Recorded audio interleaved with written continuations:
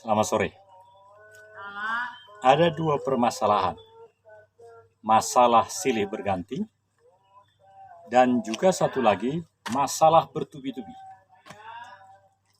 Apakah masalah yang silih berganti datang dalam hidupmu sekarang?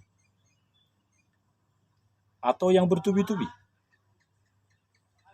Biasanya masalah orang itu kalau sudah bertubi-tubi selesai dan seterusnya tidak ada masalah lagi. Tapi ada kalanya masalah yang silih berganti itu kemudian penyelesaiannya ada, tetapi tidak terasa kesuksesan. Ya, tidak begitu parah, tapi selamat. Nah, bagaimana pula sudah masalahnya silih berganti, meningkat lagi bertubi-tubi? Menurut saya, para penonton, masalah silih berganti atau masalah yang lebih dahsyat lagi bertubi-tubi, semuanya itu sudah menjadi bagian yang kita menjadi pemenangnya. Saya sebut namamu, Daniel Tudor Malimansi, adalah pemenang. Ada 4 dasar mengapa saya katakan begitu. Pertama, 5, ini jari 5. Siapakah yang mengalahkan dunia selain daripada dia yang percaya bahwa Yesus ini anak Tuhan Bapa di sana.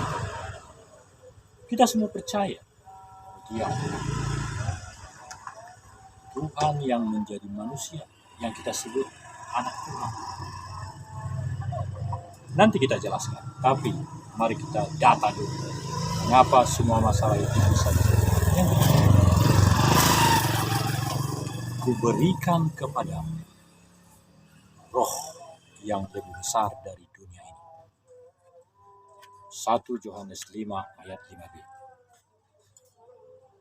Jadi di dalam bagian hidup kita ini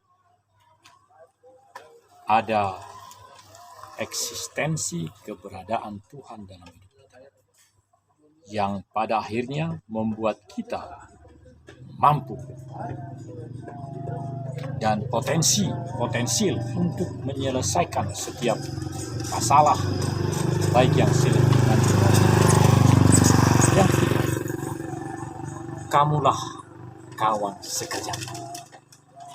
Itu dikatakan dalam kitab suci. Kalau ditanya ayatnya di mana, saya masih lupa. Aku ini sekarang baru kelas 5 SD, sudah 5 tahun pensiun. Jadi kontennya ingat, tetapi alamatnya karena angka-angka agak sukar mengingat. Jadi Tuhan kita adalah yang memberikan dirinya untuk manusia. Dia bukanlah Tuhan yang tinggal di surga, lalu dia minta dipuja-puji. Kalau tidak dipuji, masuk neraka. Tidak. Dia memang suka dielu-elukan. Setiap orang hidup haruslah mengingat bahwa kewajibannya pertama adalah memuji, memuliakan Tuhan. Tetapi dia mengatakan, kamulah kawan sekerjaku. Saudara, kalau kita punya perusahaan, ada perusahaan lain yang mau bekerja sama, bahkan 2 negara, Indonesia dengan Amerika, melakukan kerjasama strategis.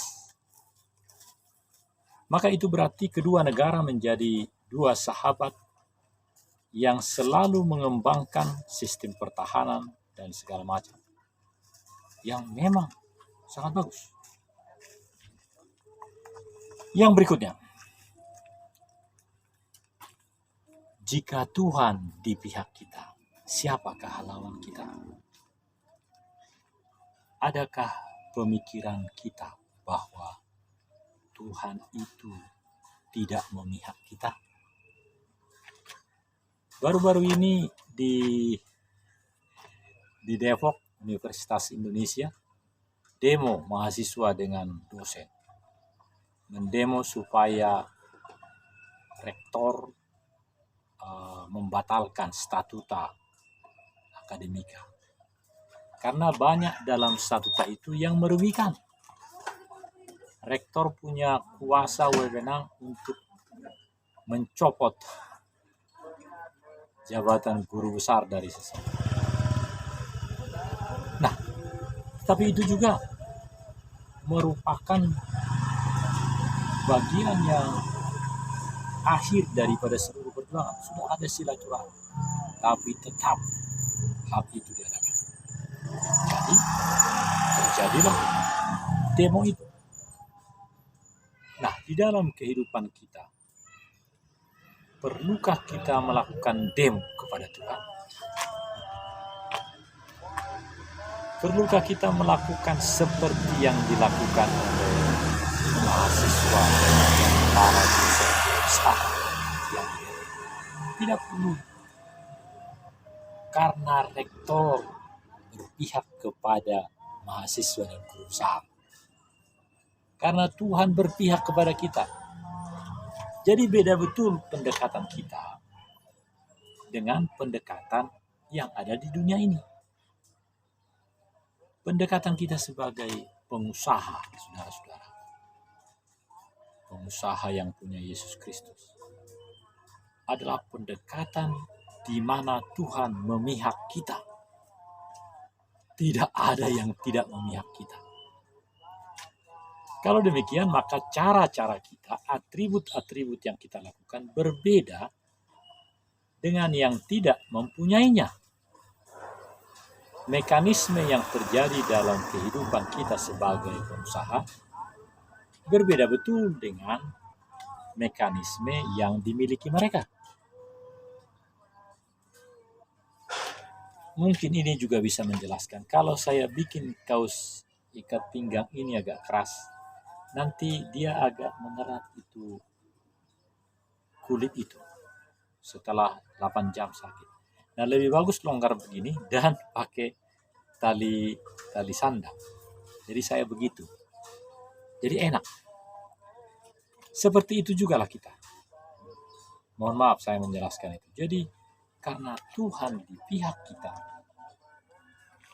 maka segala upaya yang kita lakukan menjadi upaya yang successful, sincerity, dan mempesona, mengesankan semua orang. Di situ poinnya.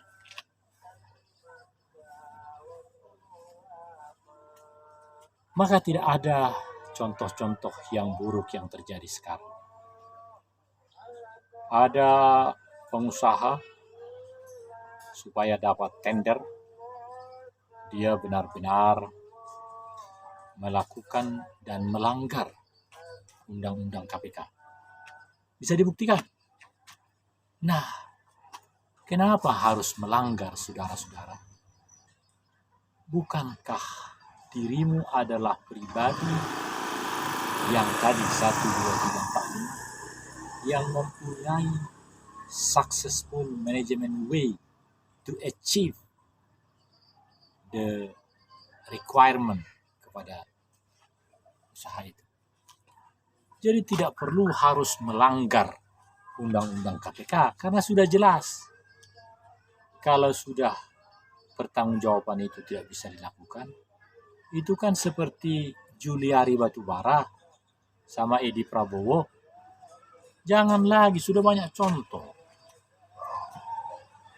Sudah banyak contoh dalam kehidupan kita yang membuat kita tidak perlu lagi mencari referensi, mencari fenomena yang fenomenal, yang membuat kita menjadi pribadi-pribadi yang tak mampu apa-apa. Sebagai pengusaha, kita memiliki target yang pasti. Target untuk mendatangkan kebaikan bagi seluruh publik yang akan menikmati proyek itu. Mengapa justru keuntunganmu diutamakan dan akhirnya proyek itu berhenti? Kenapa tidak berpikir bahwa engkau sudah memiliki keyakinan, sukacita, keuntungan karena Tuhan?